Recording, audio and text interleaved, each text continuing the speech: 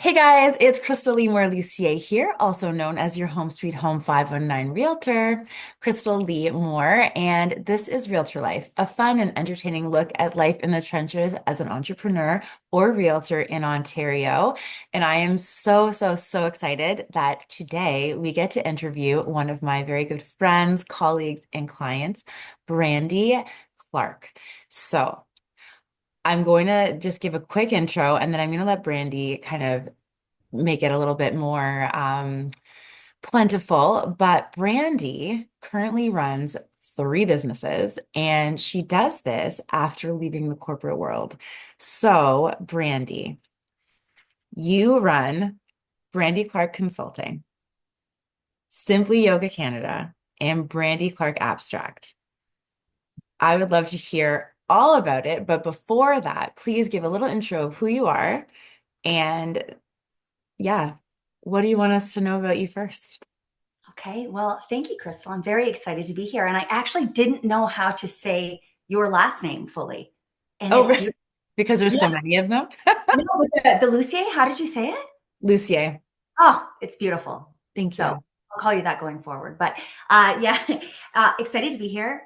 Brandi Clarke. About me, I'm a dog mom, I'm a yogi, and I'm a recovering corporate executive. Probably the best way to summarize. Amazing. Yeah. Yeah. So I think that's the first thing I wanted to dig in. So we have a lot of realtors and entrepreneurs listening. That's kind of our target audience. So and I think a lot of people that get into the entrepreneur space at one point were in an employer relationship or they were in the corporate space. Now, you recently decided to take the whole corporate life and brush it aside. Um, which is amazing. And before we get into your side of the story, I want to say, I'm not wearing any, I don't think I'm wearing any Brandi pieces today, but Brandi has this amazing heart for giving back, as so many entrepreneurs do. And when she decided to leave the corporate world, she realized she had a lot of clothing that she wasn't going to be using anymore. Can you tell us a little bit about this recent decision to give back to a very important charity here in London, um, and how it came about that you thought it'd be a great idea to basically sell your clothes for charity? Sure, yeah. So I think, like a lot of people in the corporate world, there is a certain armor that we wear, and that comes. Part of it is the clothing that we wear, right? And we work in these jobs, and we shop, and we curate this image of ourselves. And when I decided to leave the corporate world, that armor started to fall away, or it started to change, and I recognized that I had invested so much of my time and my efforts in curating what this individual looked like, both internally and externally, and the clothes were a big part of that. So I loved what I had, but all of a sudden in my home office and in the yoga and wellness space and the retreat space, I no longer had a need for these pieces. But I like to believe that some of them are pretty fantastic, right? And again, I invested a lifetime in curating this wardrobe. So I thought it was actually interesting. My sister-in-law and I always exchange outfits, and she's like, "What are you going to do with your clothes?" I'm really excited about a potential windfall, but you got to be able to figure out something more. And so her and I sat down and brainstormed, and it was actually her idea that said, "Why don't you have some sort of a sale?" And I was like, "Okay, well that makes sense, but what do we do with it?" And I've been a member of the Inova board, which is a women's shelter here in London, Ontario. I'm going into my fourth year, so I thought, well, let's have this sale and donate the proceeds towards Inova. And the most incredible thing happened, Krystal, and you were an integral part of that, is that what started off as one event turned into three, Mm. because the first event was at the Upcycle and Bubblies event, and people paid sort of a entrance fee to go towards Inova, and then they purchased pieces after for 5, 10, 15, $20. And but when people picked up the pieces, they said, "Well, I've got really great things too that I'd like to share." Right? That in if you're bringing it in, you need to pull it out. Yeah. Something that I think a Yep. number of us subscribe to, right? And so what happened is that people that came to the first one said, "All right, well, I picked up a few pieces. Now I've got more to give back." And it really just turned into this, as I said, multiple um, multiple day event, if you will, in different Amazing. locations with different people. And so in total, we raised about $2,000, just over Mhm. that, as well as a number of women's sanitary products. People started to donate that. Yes. And then with the leftover clothing, we were able to donate it to another organization through Goodwill Industries to help men get back into the workforce. That's amazing. Amazing. Now, yeah, and thank you for your heart. Like that's just so nice. I mean, my wardrobe appreciates it too. Um, And you my look so good. thank you. My teammate Mina and I have a joke. We're like, "Are you wearing a Brandi outfit today?" So we're pretty happy. But you touched on a few things. So your three businesses. Um, I'd like to hear about them, but first, I think you've been doing business three, Clarke Abstract, for Mhm. a while. So maybe ch talk about that and then the decision to leave the corporate world. Like, how did that happen? Sure. So Brandi Clarke Abstract, I've always been involved in art in some way, shape, or form, whether it's through movement, through acting, through designing, and painting. So during COVID, I think a lot of us sort of went back to activities they may have had or tried to find ways to creative outlets to find joy. And so I started to paint in my basement, much to my husband's chagrin, because there is paint on every surface. But luckily, it's unfinished. Okay, so I started to do that for just for joy, and I created an Instagram. So I was learning how to like market it and just get it out into the world. Yeah. And but I had actually been painting for probably about 2 years before I went live with the Instagram because I was so worried about the judgment that would follow. That people may say, "Ew, your pieces are yuck," but then I reframed it, and it was more, "This is something that brings me joy, and I'll share it with the world, and people may like it and they may not, but that's okay." And so I've been doing it now, I guess, for about 4 years. I have now worked on a number of commission pieces. People have reached out, and I curate it for their spaces. I also create pieces and donate them to various charities for fundraisers. It's benefited, yeah, Fight to End. We have Yeah. the Peace Society, London Chamber of Commerce, a number of community organizations as well. And that was really just sort of soul food for me. That wasn't meant to be a business going forward, but the transition from corporate, I think, also going back to that gross C word, which is COVID, people started to reevaluate what mattered to them. And I've spent almost 25 years in the corporate world. I've had a very aggressive career, very successful career. I became a VP. I signed my contract on my 40th birthday, and I was like, yes, Yeah. this is amazing. I am checking all the boxes. And then something had shifted in me, and I thought, but there's no, I couldn't find joy in what I was doing every day.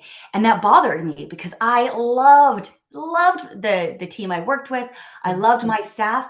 And then one day I just realized that something had changed in me, and I couldn't quite figure out what it was. So I started to attend wellness retreats. I started to practice yoga and meditation and really start looking inward about what filled my cup up and what ignited my life and a sense of joy. And with some calculated planning and the support of my partner, about 6 months ago, I said, "Okay, it's time," because my thought was, you only have one life, and I think COVID really reminded people of that. And I'd experienced a lot of loss in over the past few years of people very, very close to me, and I thought, you know what, I'm obligated to live a life of authenticity Yes. and be true to myself.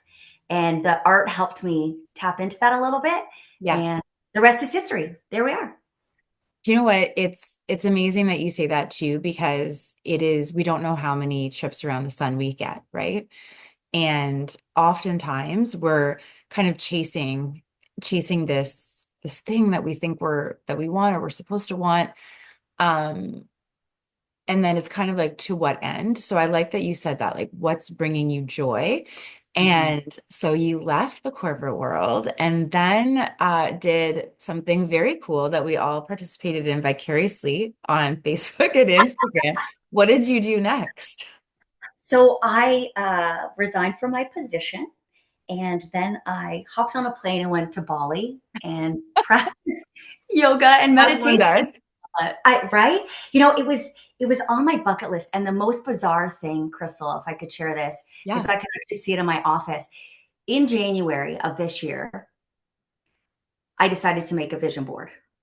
Not with photos, just with words. And so I picked up my sticky pad and I just started writing what I saw my future life being. And my future life was owning my own business. It was eventually getting my own gallery. That's still out in the universe right now. Yeah. It was about empowering women in a meaningful way. It was about practicing yoga, and then I put a number of destinations of where I wanted to travel in the world, and Bali was one of them. And I thought, this is ludicrous. There's no way this is ever going to happen.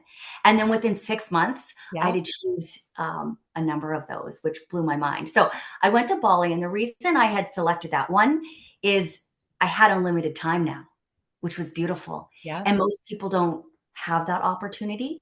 I stayed for 4 weeks because I think if I stayed a little bit longer, my husband may have started to question what was happening. But the idea was that it gave me a spiritual reset. Yes. So I was able to detox from the corporate world, sit with myself, move with my body, and experience the Balinese culture in a really beautiful way. I stayed in Ubud, which is the art and yoga capital, I would say, of Bali. From my standpoint, I might be wrong, but it was exactly what I needed to sort of refresh and come back ready to conquer this new entrepreneurial journey that I'm on. Amazing. Amazing. And I just got tingles from that whole story. It's um some people think like vision boards and things like that are all hokey, but it's sometimes it's just being there. And I remember once I did one and I think I wanted to go, I want to say Mexico or something because I like the 1 week refresh. But in the piece that I had cut out, Guatemala was in there. And I didn't Mm. even notice it until I had an opportunity to volunteer in Guatemala or later that year. And later, and when I got back, I looked at the vision board. I just happened to glance at it and I was like, it's right there. I Amazing. right?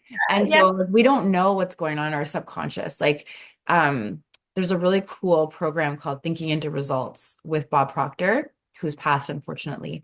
Um, but he talks about like we put all this stuff in, which is why it's so important to surround yourself with the right people and the right things Mm. and not just like binge watch Netflix 24/7. Um, but there's so much going on in our subconscious that we don't even understand. So Yeah. good for you. Now, so you went and got your yoga certification, and Mm. that covers Simply Yoga Canada. Now, Yeah. you were telling me a little bit before we kind of started the interview that the goal with Simply Yoga Canada is to make yoga more accessible. Is that? Yeah, to make it, I mean, really, yoga is accessible to everyone, but they don't necessarily realize or recognize it because I think for some people there's a fear around it, right? We Yes. all need to be 6 foot, blonde hair, blue eyed, size two, bendy straws. And Yeah. the reality is that's not the case at all, right? So yoga it is about breathing. It is about stillness. It is about sitting with yourself. And so what I'm trying to do with Simple Yoga Canada is offer through social media is where it stands right now, different poses and how to enter into those poses, how to breathe and lean into the poses, so that people can practice yoga because it is just that simple. And so taking the fear out of it. And it's funny too, because when I tell people now that I have a yoga certification, they're like, oh my God, oh, I can't do that. Yes, you can. Yes, you can. It's funny because we bonded about this because so I'm still, I don't know, I'm trying to figure out what the block is. I'm still one assignment and an exam away from getting my own certification. My goal is not to teach it, but I wanted to understand it because I hated yoga. Like I thought it was so dumb. And my husband was like, we should do yoga. And I was like, I am an A personality. I am busy. If I have an hour to work out, I'm not going to sit there and stretch. What are you doing? I was like, what's happening? And then when I dug in a little bit more, I realized like the physical benefits, maybe 10 or 20%, and you'll still get them. It's Yeah. the mental. It's like going to a yoga class and leaving and feeling like you just got back from a 1 week vacation and understanding like how much you need to sit with yourself and just quiet the noise. And I love that you did that. It's yeah, I don't know where in my schedule I'd find time to actually teach it when I get the cert. Maybe that's the problem with the certification. I'm just like, if I have it, then I'll need to teach it, and then I won't be able to sleep anymore because I won't have time Yeah. to Well, say. but also getting it just for yourself as well. One of my TAs, when I was getting my yoga certification, I was talking to her about my goals and things I was working on and where it was going to take me. And I think a lot of A-type people and entrepreneurs are like, okay, this is a means to an end. I'm Yeah. taking stuff to move forward because I want to achieve, I want to move, I want to shake things up. And she said to me, Brandi, are you doing anything truly just for yourself? Truly, without any sort of any goal, any purpose beyond just doing it for yourself. Because I even told her about Brandi Clarke Abstract Yeah. that I'd started for my journey, but then I said, but now I can give it to charities and it can fundraise and it can fundraise. Now I can do curated art piece. And she said to me, consider how it started and the joy it brought you, but now how you've turned it in to a business. Yeah. And I think, well, that's what productive people do. They turn it into a business, right? So, and when I started the yoga journey, it wasn't so that it could be a business. It was simply for myself, and then it evolved to something more. But I do try to remind myself, okay, it is okay to do things selfishly for yourself without any sort of goal at the end of it. And it's funny that you say that. So what I would argue actually is that when you do something for yourself, if it does bring you more joy, then all of a sudden you're giving from a full cup. And so even the things you're doing for yourself are still benefiting the people around you. Like for me, that's guitar. I don't know if I will ever do anything with it, but I love playing guitar and singing. I will, like, if I don't look at the clock, I can spend like 2 hours doing it and just the happiest person. And it was in COVID that I learned. Um, but that's the thing, right? Like if it brings you joy and then all of a sudden your light is brighter, everyone you encounter then gets that bright light and then they can take that with them. So I think I agree that it's tough for us, especially women, I think, to do something that's truly just for us. Because Mm-hmm. I think by nature we're very giving. And I don't know, I think people are giving, but I know for sure women, myself, and I think we share this very much is that we're always looking like how can we give? How can we give? And so I Yeah. love that. Okay, which leads us into business number 3, which just to put it in perspective, you walked away from your corporate world and your corporate life 6 months ago. Mm-hmm. You're running 3 businesses. And you're Mm-hmm. not like, I think I want to run 3 businesses. Maybe they'll sort of work. You're actively, successfully running 3 businesses, which is amazing. And something that I think very few people could say that they're doing 6 months after not 6 months after you started, because you didn't, you left, you went to Bali, like Yeah. 6 months after Yeah. you made the decision, right? So I tell, actually went to the Dominican as well with my mom on another wellness retreat. And then I took another 4 weeks off to just be like, this is amazing. Because I knew once I put my energy out into the world, then it would be there. And I yeah, wanted to protect that spirit and that space that I created for myself. So 100%, let's say like 4 months. 4 months. Yeah, 4 months. Killing it. Okay, which brings us to Brandi Clarke Consulting. Hmm. What is this all about? So Brandi Clarke Consulting, there are two elements of it, but the idea behind it is wellness and conscious leadership.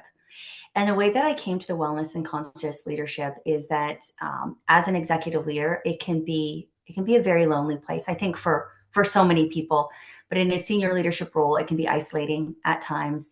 We're required to make very difficult decisions, and where the weight of those decisions that impact people's lives, and there's P&Ls and budgets that we're adhering to. So I see that so many leaders sacrifice their own wellness and in some instances their own morals in order to continue to lead, if you will. So the concept is wellness and conscious leadership. So the wellness is mental health wellness. Now I'm not a therapist. I don't have certifications, but that's where the yoga comes into, right? Right. Because you move your body, you practice meditation, it assists with those sorts of things.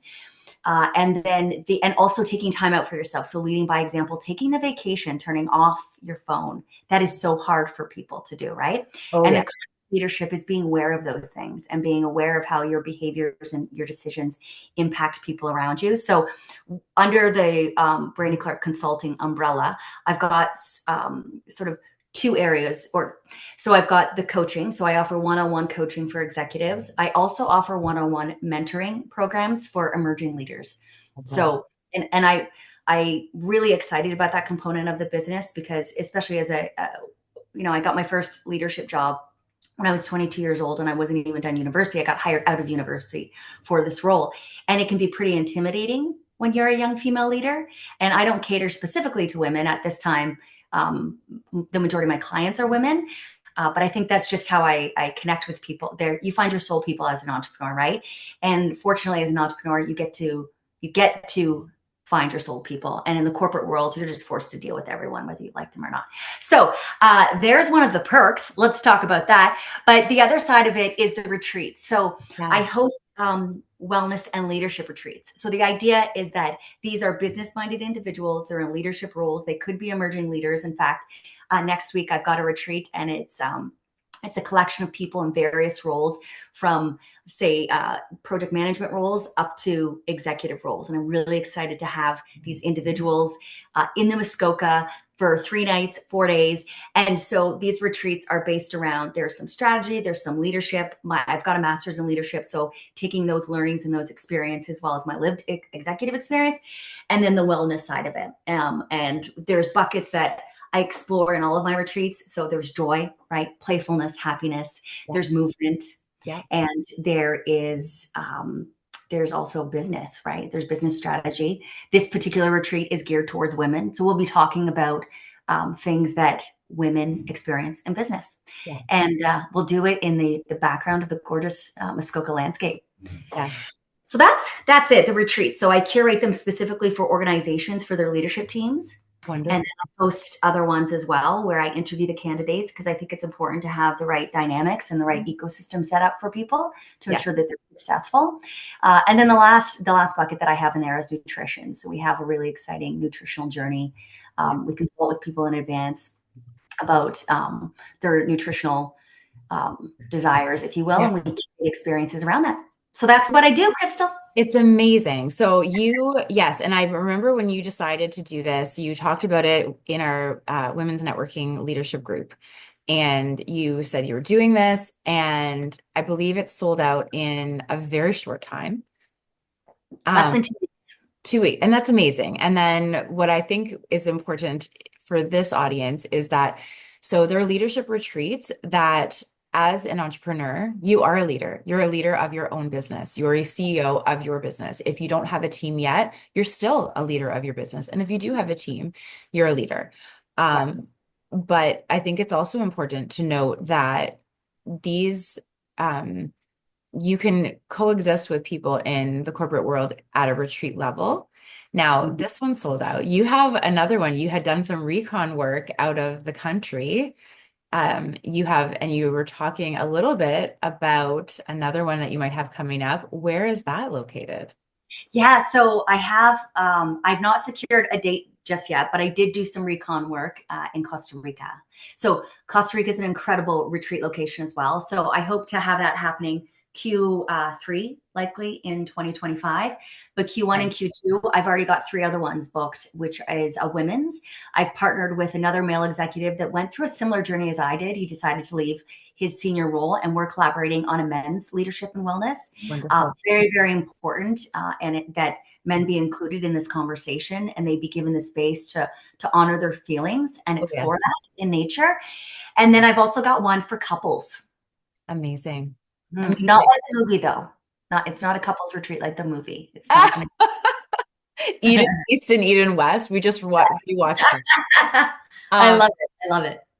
I think the nutrition is important too, because I find, especially so realtors for sure, entrepreneurs, but I think everyone, whether you're late at the office or you're driving around from appointment to appointment, it is very easy to just shove whatever you have time for in your mouth. So it could be fast food, it could be chips, it could be candy. I'm currently doing a 0 sugar 1 month challenge, and just paying attention to the differences in my body from eating actual healthy food. So I love that you've incorporated the nutrition into your retreat. Now, I think we could talk for hours and hours and hours, but we try to keep these short, and I'm sure there's so much we could talk about. But how can people reach out for all three of these businesses? You mentioned Instagram. Is that kind of the best way? Well, brandiclarke.ca, so Clarke with an E, is Wonderful. my consulting website. People enter in a form there, and we can set up a time to have a chat. I'm always available through Instagram as well. So Brandi Clarke Consulting and Simple Yoga Canada and Brandi Clarke Abstract. So look up Brandi Clarke. She is around. He is around. And I want to say, we talked about this before we pressed record. Um, Brandi was mentioning that her background is a little bit bare. And the reason it's bare is that in another call, which is fantastic, she had one of her own pieces. And what happened? And they purchased it. So, Which is, and they're beautiful pieces. But I think what makes it even better is that you can tell that you put your heart and soul into them. And we're very excited that two of those pieces will be in the silent auction at the Fight to End Homelessness event on November 21st. And Brandy's an alum, so she also got into the ring. She fight for those who can't fight for themselves. Oh my goodness, 2022? mm-hmm. I Yes. feel like after COVID, like my chances of getting a year right when I go back in my memory is it's a 50-50. And with the fight tent, I always tell leaders this as well, and I was the same way. And I think excuse me, entrepreneurs do this as well. Is we're willing to do anything. Like I'm willing to look silly for a great cause, Yeah. and I think that entrepreneurs show up that way all the time, right? We're willing to fall on our face. We're willing to do anything if it's going to make things better, whether it's ourselves or the world. And the fight to end is a really great initiative that's made a huge difference. So kudos to you on that, Krystal. Thank you very much. It's an amazing team, and we have some really great fighters this year. So yeah, we are less than 2 weeks to go, like 13 days from today. And yeah, really excited. But Brandi, thank you so much for taking the time today. This is so great. You're just killing it and such an inspiration to so many people. We'll leave it there. Please reach out to Brandi, brandiclarke.ca or Brandi Clarke Consulting on Instagram. She is a delight to spend time with. So if you even get a chance to have a conversation, do it. Big recommend. Thank you so much, Brandi. Thank you. We'll definitely have so much more to talk about. But for now, enjoy the day, everyone, and thank you for listening.